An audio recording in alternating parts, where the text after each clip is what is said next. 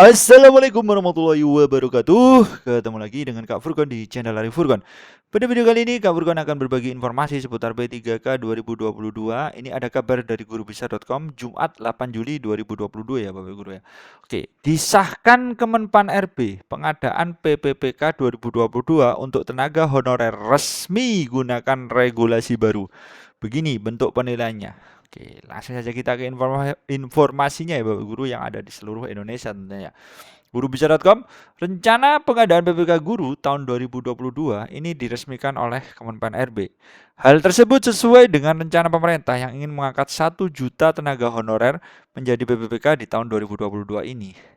Adanya pengadaan PPK 2022 ini juga berangkat dari rencana pemerintah yang ingin menghapus tenaga honorer di tahun 2023 mendatang ya Bapak Guru ya. Jadi untuk tahun 2023 ini sudah tidak dipastikan ya, tidak ada honorer.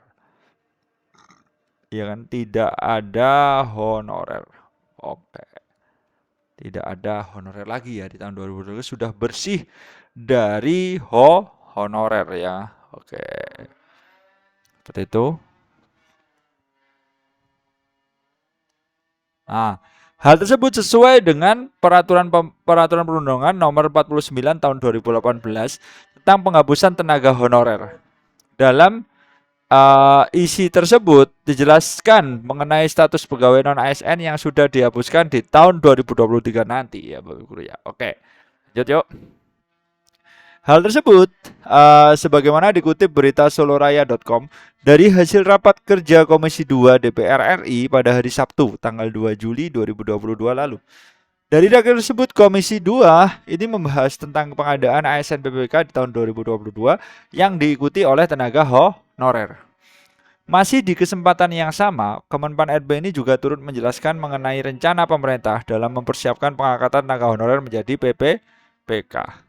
Perlu diketahui bahwa Kemenpan RB telah merilis SE atau surat edaran yang membahas tentang status kepegawaian dan penyelesaian tenaga honorer.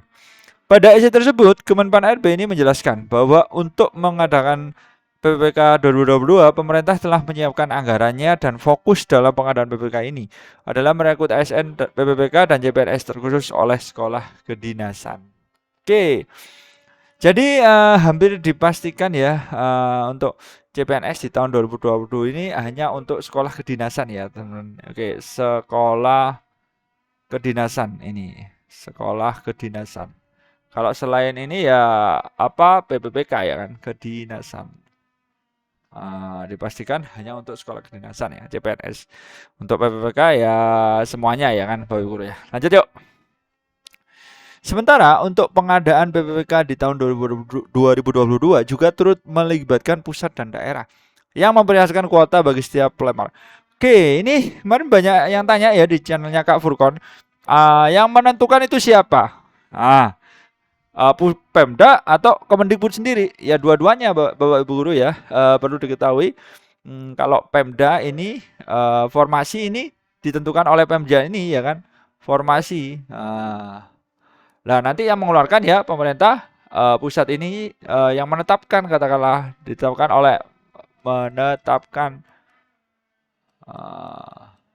menetapkannya di pusat ini. Formasinya datangnya dari Pemda dong. Seperti itu Bapak Guru ya. Oke. Untuk pusat telah mempersiapkan kuota 93.894. Sementara untuk daerah telah dipersiapkan kuota 942.257.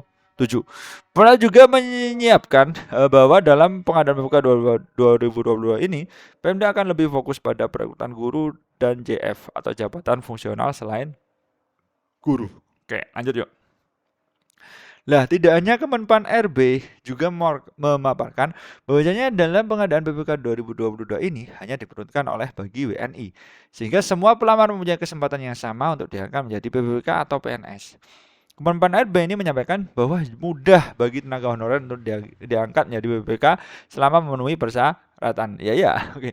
Untuk pemilihan PNS dan PPK inilah pemerintah menetapkan regulasi baru untuk penilaian tenaga honorer. Jadi ada regulasi baru ya Bapak Guru ya, di mana penilaian akan dilakukan secara objektif dengan mempertimbangkan kualifikasi, kompetensi, kebutuhan instansi, dan persyaratan lainnya. Nah, ini yang disebut regulasi barunya PPPK 2022 itu adalah seperti ini ya kan. Ini regulasi atau aturan baru ya Bapak Ibu ya.